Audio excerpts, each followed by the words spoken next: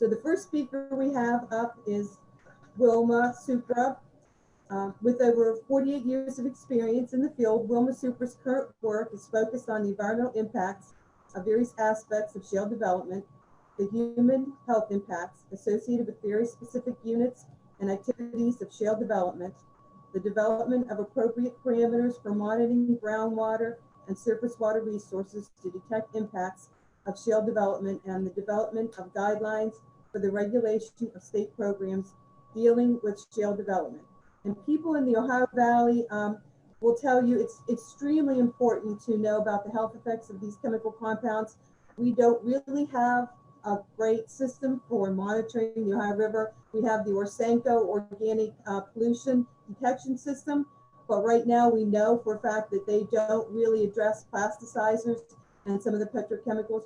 So we're hoping that Wilma can enlighten us on some of these aspects, and then we can use that information to go after some strict monitoring of the Ohio River. So without further ado, Wilma, you're up. Okay, thank you. So could we go to slide number 2, please? Yay. Okay. So in the 1970s, natural gas prices were elevated. Electric generation facilities were dependent on that high price of natural gas.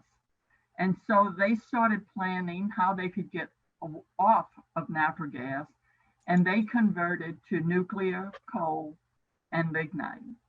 In 1988, EPA reported that mercury emissions from coal-fired power plants were the largest remaining anthropogenic source of mercury being released into the air in the United States. And as it turns out, the coal from Kentucky contained high concentrations of mercury, but the coal from Powder River Basin in Montana and Wyoming was low in mercury.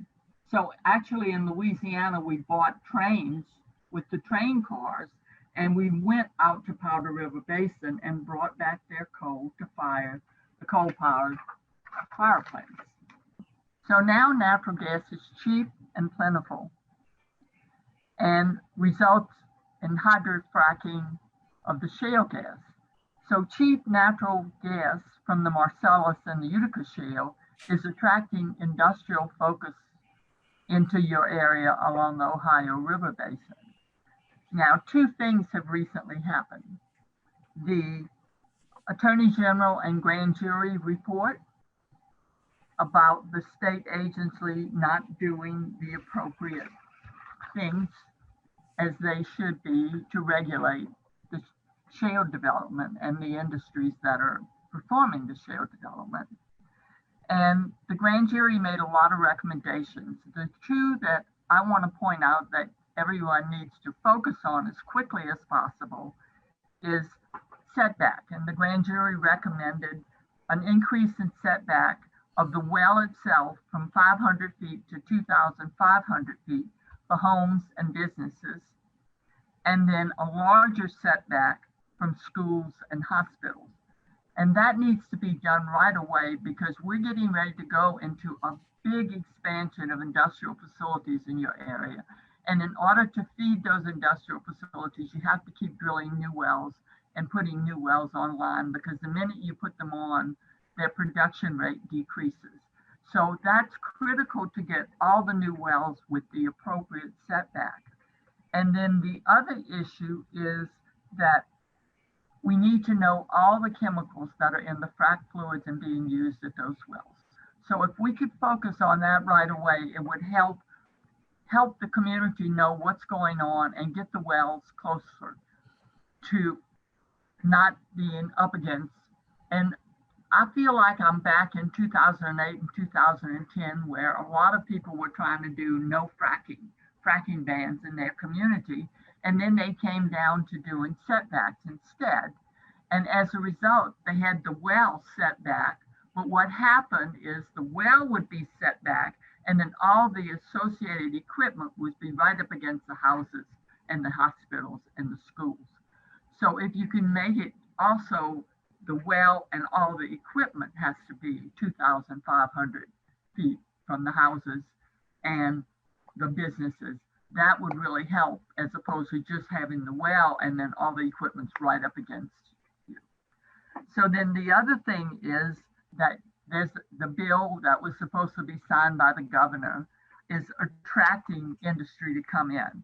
It's a 667 million tax credit, and it's requiring the companies to use dry natural gas that's produced in Pennsylvania in the Marcellus, and to the lesser amount in the other. So what happens is you're going to have all these people coming in with all this trying to do new things, and they're talking about 2025 to 2050. I'm not going to live to see that, but 4 facilities a year will each get 6.7 million in tax breaks. And what's going to happen is that over the 25 years, that's going to be 100 industrial facilities. So you're going to be the new Cancer Alley in the United States. And so it's very critical that you know what's coming your way. So I want to tell you what's going to be happening. On the last part of this slide, you see the foreign countries that are coming into Louisiana and trying to develop their resources. You see China, Japan, Taiwan. And so all of those companies are going to want to come to the Ohio River Valley, take advantage of the tax breaks and your cheap natural gas. It's perfect to set up everything going on in your area. Next slide, please.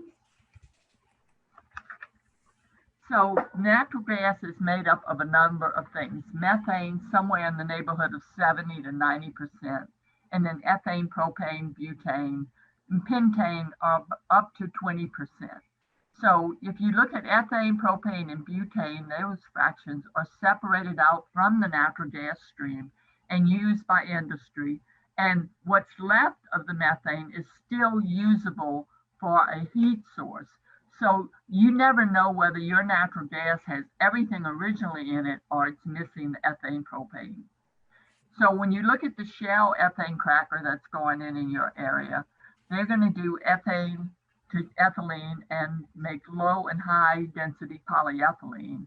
And then the Shell ethane cracker will also convert the ethylene into ethylene oxide and glycol and the different alcohols. And ethylene oxide has been a focus for a lot of facilities that use it to disinfect. And we were just getting those facilities shut down because they were releasing it to the air. And then the virus came along and they needed it to take all the bacteria out of all the medical equipment that was going on to take care of all the people. So next slide, please.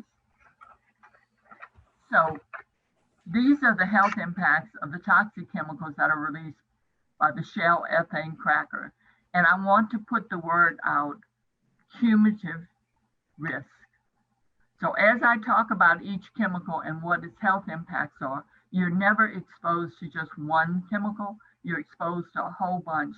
So you have to consider the cumulative risk. So here you see benzene, it's a carcinogen, you see butadiene. Next, please. I can't see the bottom of the slide, so go ahead. Go to the next slide. And then you see formaldehyde, a known human cancer-causing agent, hexane, and you see all the health impacts that will be associated with the chemicals that are going to be coming out of the Shell ethane cracker. Next, please.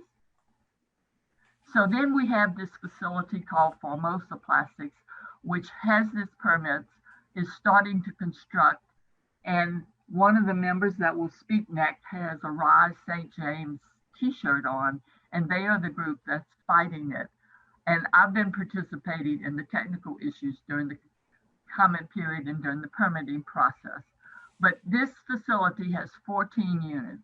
So those 14 units could be individual companies, or it could be a combination. And they made it a combination. And they're going to use ethane and propane fractions of the natural gas to make ethylene and propylene. And from the ethylene and propylene, they're going to use it to make high density polyethylene, which is number 2, like on the bottom of your bottles. They're going to make low density polyethylene, number 4. They're going to make propylene, ethylene glycol, propylene is number 5. Next, please. And then these are the toxic chemicals that are going to be released into the air by those 14 industrial facilities. And you see a lot of the same ones over again. And again, cumulative impacts. It's not going to be just one chemical. It's going to be all of these chemicals having an impact on your health. Next, please. So these are the acute, the short term, the things that make you sick when you walk outside and you smell something. These are the health impacts that are the acute health impacts of those chemicals. Irritation to the skin, eyes, nose, causing coughing, wheezing. You see all of those. Can we go to the next one, please? And then these are the chronic health impacts, the long-term impacts that all of the people that live in the area will have over a number of years. Known human cancer causing teratogen, causes nasopharynx cancers, causes all kinds of cancers, affects the liver and the kidney. Next, please. And then we have vinyl chloride. Now, vinyl chloride is unique and horrible. This is one of the worst ones to have a facility and have to live next to it. The ethylene from natural gas or oil plus chlorine are used to manufacture ethylene dichloride. Then it goes to vinyl chloride monomer, and then it goes to polyvinyl chloride. So go back. Ethylene is needed to make, with chlorine, the ethylene dichloride. You have salt deposits in your area. So salt deposits you can use to make solution mined salt. And that's what you use to make chlorine. So you've got the natural gas and you've got the chlorine. You've got everything right there they need to make vinyl chloride. Now, what happens at a vinyl chloride facility is they release it off-site, and it has a very, very small concentration of ambient standards. And for miles around the facility, the ambient air has the vinyl chloride monomer in excess of the ambient standards. And besides that, it releases huge quantities of dioxin and furans. And communities around these types of facilities have up to 3 times the national average of dioxin in their blood and all the associated health impacts from their blood. The dioxin also builds up in aquatic and terrestrial organisms, in the fruit trees in their yard, in the nut trees in their yard. It contaminates the soil, and everything is contaminated over acceptable levels and need to have standards put out that you shouldn't be consuming that. So anywhere there's a vinyl chloride facility, it's going to be disaster for the people. So let's look at the health impacts that are caused by the vinyl chloride chemicals. Next, please. So this is the acute short term, and I can walk outside near one of these facilities and I get every one of these impacts immediately. And then next slide will show you the chronic impacts. Known human cancer causing agent, causes blood cancer, causes damage, causes spontaneous abortion, and it also causes angiosarcoma of the liver and brain cancer. And whatever is released into the air causes all these health impacts, but the vinyl chloride monomer is angiosarcoma of the liver and brain. And so the workers and the citizens are all going to be impacted by these health impacts. Next, please. Oh, next one. Sorry. Next, please. There we go. So let me tell you about methanol. Louisiana has 3 methanol facilities along Cancer Alley. It's produced from natural gas and oxygen, and we have lots of cheap natural gas. And then it's used to manufacture plastics, polyesters, fibers, fabrics, pesticides, fuel, pharmaceuticals, and adhesives.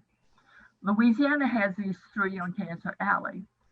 They are by Chinese companies that are going to make it in Louisiana because they can't make it in China because of the emissions are so bad. They're going to use our cheap natural gas. They're going to ship it to China, make plastics, and sell the plastics back to us in the United States. And so what you don't want is allow these methanol facilities. I've been able to work with communities around the country and defeat a number of these methanol facilities. Next slide will show you the acute health impacts. And this will show you there are 3 of them. The YCI and St. James are both in St. James, where the Formosa facility is, where Rise St. James is on his shirt, and you'll see his shirt in a minute. These are the capacities, and the issue is that based on capacity is not necessarily the highest emitters. You'll see differences in emissions based on the capacity. So next slide, please. Thank you for pointing that out. Okay, these are the other chemicals, the toxic air pollutants that are being released by these methanol facilities. And you'll see huge quantities a year, and you'll see St. James methanol, highest air emissions with a capacity of 5,275 tons a day, while the YCI facility, also in St. James, has a lower air emission. So even though we worked on all of those during the permitting process and appealed the permits, we still didn't get it evened out to where they were all acceptable emissions the best we could do. Next slide. And these are the acute health impacts related to those methanol facilities. And the next one will show you the chronic health impacts. Next one, please. And these show you, once again, carcinogens, teratogens, leukemia, damage to developing fetus, all the things that the community is going to have to deal with over the long haul. Next, please. So these are the chemicals released into the air from compressor stations. Now, in order to get the natural gas from the wells to these industrial facilities that are going to be flowing into your community, you need pipelines. And these are the chemicals that are released into the air from compressor stations that move the natural gas along the pipeline. And as a result, people within 2 to 5 miles of these facilities have all of these health impacts, which you'll see on the next one. Next, please. Those are the acute ones. And then 90% of the individuals living within 2 to 3 miles have all of these health impacts, as well as the next ones will show you the chronic health impacts. Next, please. There you go. And now we have to talk about biomonitoring. What we need is biomonitoring in place before these facilities come in, and then we can do a baseline and then figure it out as they start operating, how it's bioaccumulating. So we've done these related to natural gas, where we take samples at the production site, where we put monitors on the individuals who either work there or are citizens, and then we take samples in their houses. And we've been able to document the health impacts associated with the chemicals. We take urine samples and have urine tested for the chemicals and their metabolites. And then we are able to say the health impacts that people are having is associated with the chemicals they're discharging in their urine. And so urine is a lot easier to get than blood. It's not as invasive, and it's critical to finding out what people are being exposed to and what health impacts they are potentially having and how much they're excreting from their bodies. Next, please. So cause and effect. The virus has demonstrated what we've been saying all along. These people are exposed to all these chemicals from all these industrial facilities, and that has a negative effect on their body and makes them more vulnerable to having the virus and being killed by the virus. So we have 70,000 cases statewide. We've had over 3,000 people die. Right now we have over 1,000 people in the hospitals and over 100 on the ventilators. St. John the Baptist Parish is in Cancer Alley. It has the DuPont Dinka facility that makes chloroprene and neoprene. It has a refinery, and it also has a facility releasing ethylene oxide. And it is the largest at-risk parish in the state of Louisiana. And as of April the 7th, we were #1 in the whole United States based on per capita death.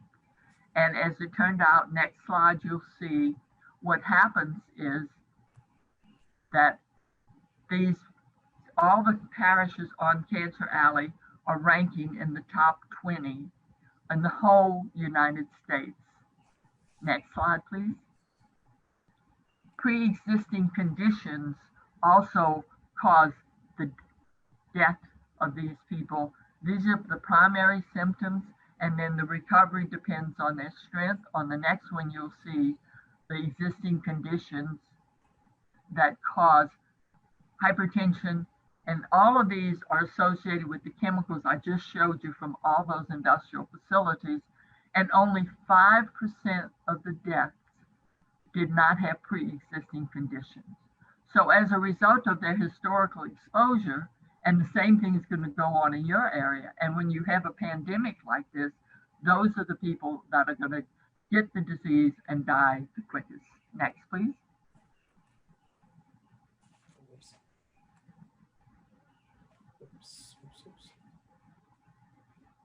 Next, there we go. Okay, so these are the rates.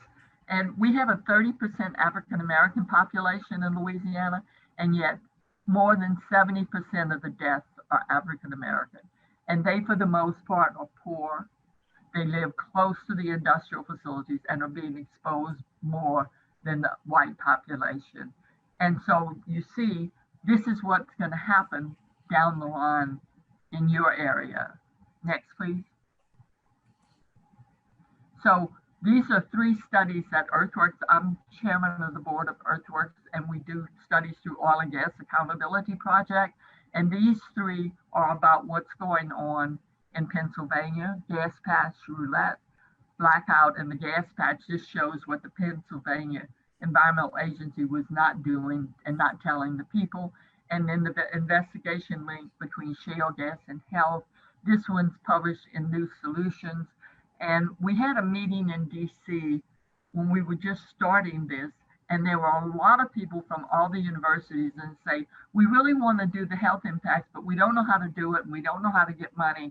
And we had already gone out and done it, and we were getting ready to publish the data.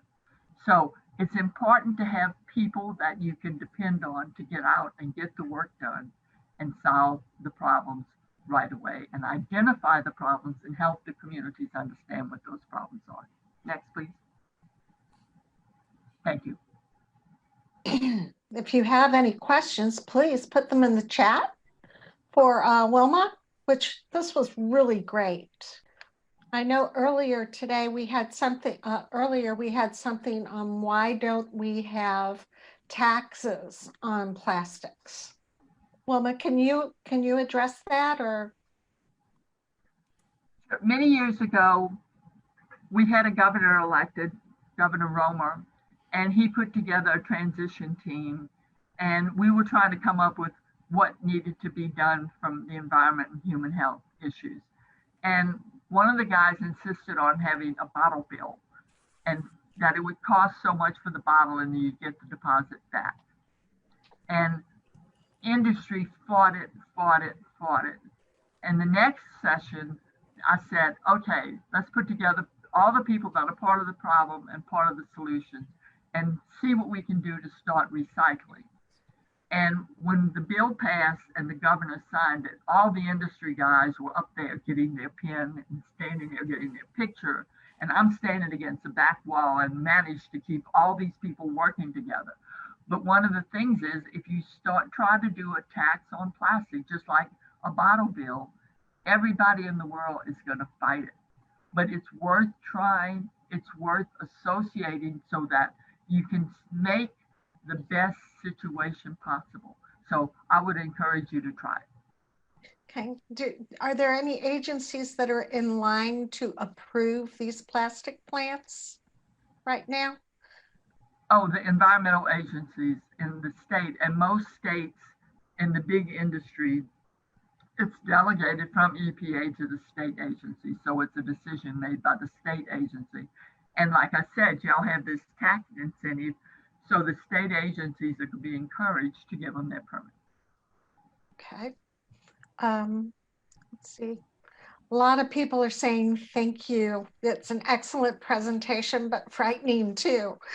I'm sorry. They sorry. They said that's it's great. reality. And like I said, I'm not going to live to see it, but y'all are going to have to live through it, because with this tax incentive, they're going to be lining up to come and build their facilities with your cheap natural gas and with your salt to give them brine, to give them chlorine. Yes. That's not a good situation. Okay. Randy, I'll turn it back over to you. Hey, thank you very much, Wilma. I did have one question for you before we move on to the next speaker, are these corporations or these companies required to submit toxic release inventories annually? She was really breaking up. Could someone repeat that, please? Are these agencies required to submit toxic release inventories? I'm sorry, I cannot understand you at all. You're really breaking up. So Wilma, the question was, are these industries required to release something toxic release inventories, maybe? Yes. Sure. The TRI, they will have to report. But remember that permit will allow them to release these chemicals into the air, and they will go off-site. So even though they're reporting under TRI, and you'll have access to that data, you can also look on the website with the Environmental Agency and see what their annual reports are as well as TRI. But yeah, they will be required to report to TRI. Okay. Okay, thank you. I'm hoping you can hear me. Can anybody hear me? We can hear you, but it might be easier if you had a headset on for that, but go ahead. Okay, so I'm ready to introduce Justin. And Before you do, could I ask a question of Wilma? Sure. Wilma, one thing I've wondered about is I've heard it alleged that the toxic release inventory reports for a given facility by EPA are not always accurate, one, and that the sampling sometimes intentionally misses periods of high release. Does that happen, or is that a rare or impossible event? And I've worked on TRI since the beginning and served on a number of advisory committees. The numbers they put out are based on some calculations and some actual data. But when you start looking at those numbers and you look at what their permits allow and what they're reporting to the agency as their permit report, they don't match. And people look at the TRI because it's easy to get to, and they don't look at what's being reported to the agency. And frequently, I'll go into the agency and say, look, this is what they're saying here, and this is what they're saying there, and they don't match. And then the agency starts evaluating it. But it's self-reported, so you have to say, are they reporting it correctly? Because it's self-reported. Like the fox watching the hen house.